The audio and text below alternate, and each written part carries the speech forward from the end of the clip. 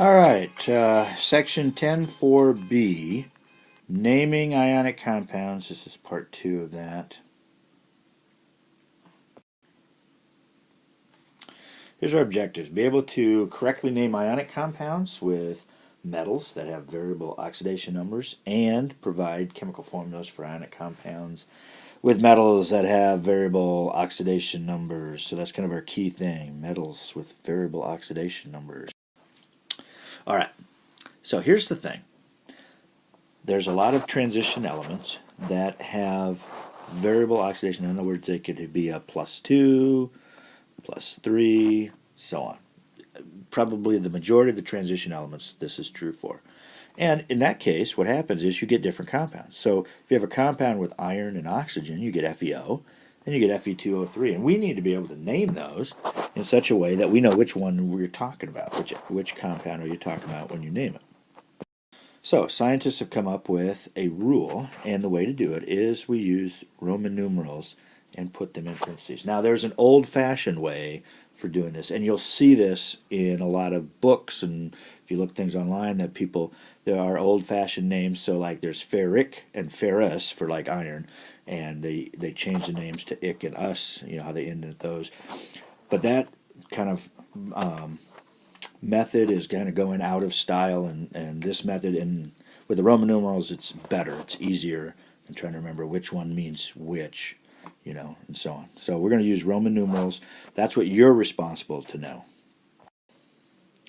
So for the first one, we would call it iron 2 oxide, because if you look at, if we have Fe2 plus and O2 minus, where they're both 2's, then that would be FeO. And so that's this compound, iron 2 oxide. The other one, Fe3 plus and O2 minus, 2 minus, would give us the Fe2O3, and here the oxidation number is 3 plus, so this would be iron 3 oxide. So the way that you do it, you have to figure that out. You have to figure out, well, what's the oxidation number of it, and then that's what you use for the Roman numeral when you're naming them. Most of the group A elements, you don't have that problem, so don't use Roman numerals with those. So anything in group 1A, 2A, so on. Don't use Roman numerals with those. There are some exceptions. They would be like tin and lead. Although if you kind of look at where tin and lead are, they're kind of close to the transition metals. You can kind of group them in with those and just think, hey, those are transition metals. But those are kind of your exceptions to that. There are some exceptions the other way, where there are a few transition metals that only have one oxidation state, like silver, zinc, and cadmium, and don't use Roman numerals, okay, with these, because they don't need it, and so they don't use them. All right, so let's work through some. Now, here's the thing.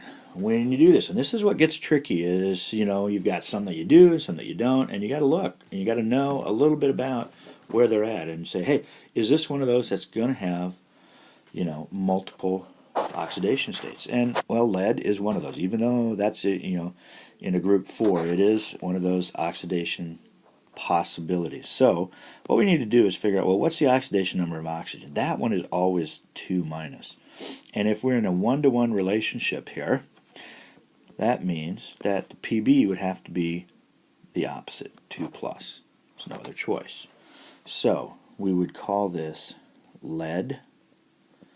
The Roman numeral always indicates this, not how many of those there are, not how many of them there are. It indicates the charge. So it's lead 2 oxide.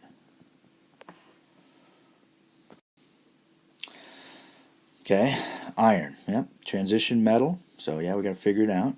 So we look at iodine. Iodine has a -1 charge, and there's 2 of them. Okay, so times 2 gives me a -2. That means the Fe has to be a +2. So this is going to be iron 2 iodide.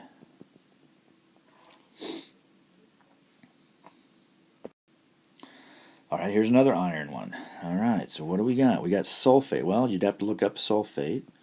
SO4 is a 2 minus. And you've got Fe. and we had 3 of these, so you know, we can kind of uncrisscross. That works sometimes, doesn't work all the time. You kind of think, well, there's a 3, that's a 2, you know, so that'd be a 3. It ends up being a 3 plus. The other way to think about it is you've got Fe, you've got 3 sulfates, so 3 times the negative 2. I can't write here. Sorry about that. 3 times the negative 2, which is negative 6. Therefore, you got to have a positive 6, and you've got 2 of those.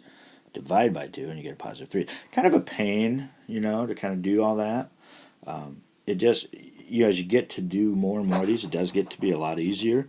But this is going to be iron 3 sulfate.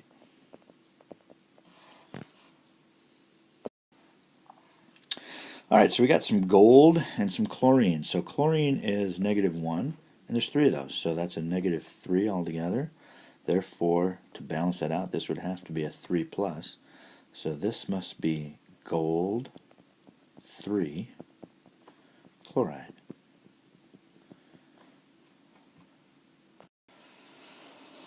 All right, we got copper, which is our transition metal. We don't know. We got oxygen, which we do know, 2 minus. Therefore, this one has to be a 2 plus. So copper 2 oxide.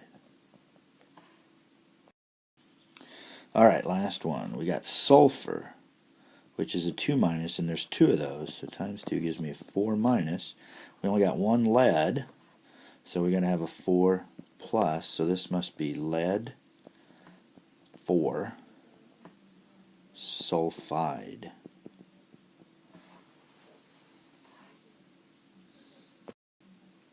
All right, here's yours. Stop the video. Do these examples.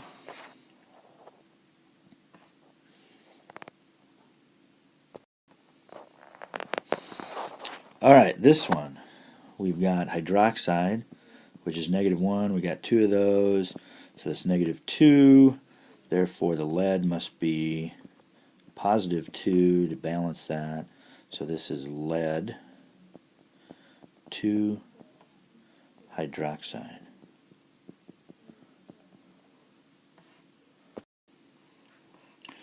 All right, the next one is fairly easy. It's binary, so we can just call it calcium oxide. It is group 1A or group 2A, so we don't have to worry about transition metals. It doesn't have multiple oxidation numbers. There's no Roman numerals needed, just calcium oxide.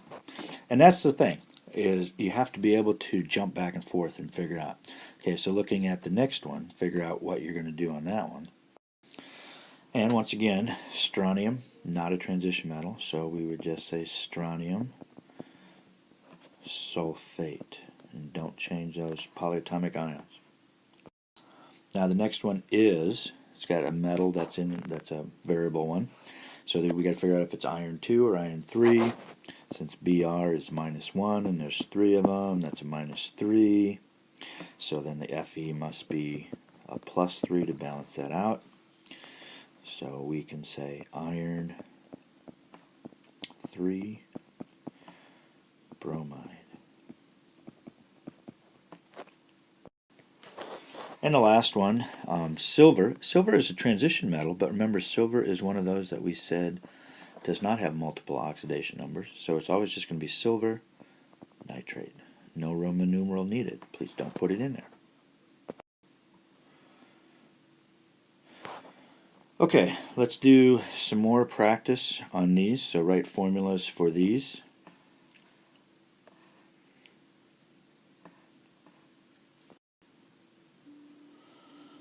So stop the video, do these problems. Alright, so the first one says compound formed with sulfur and potassium. And sulfur is a 2 minus, potassium's a K plus. But the trick about this one is, remember to always write the K part first. So we would write K to S, not the other way around. Alright, copper 2 chloride. Copper 2 means it's 2 plus. we can do our little crisscross method, CuCl2, cross them. Okay.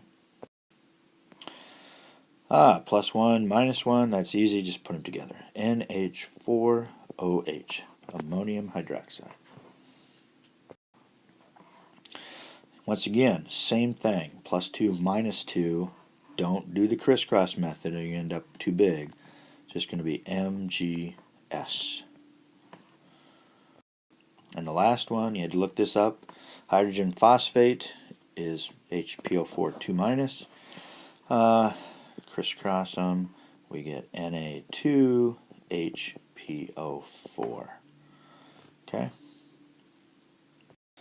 And there you have it. That is the end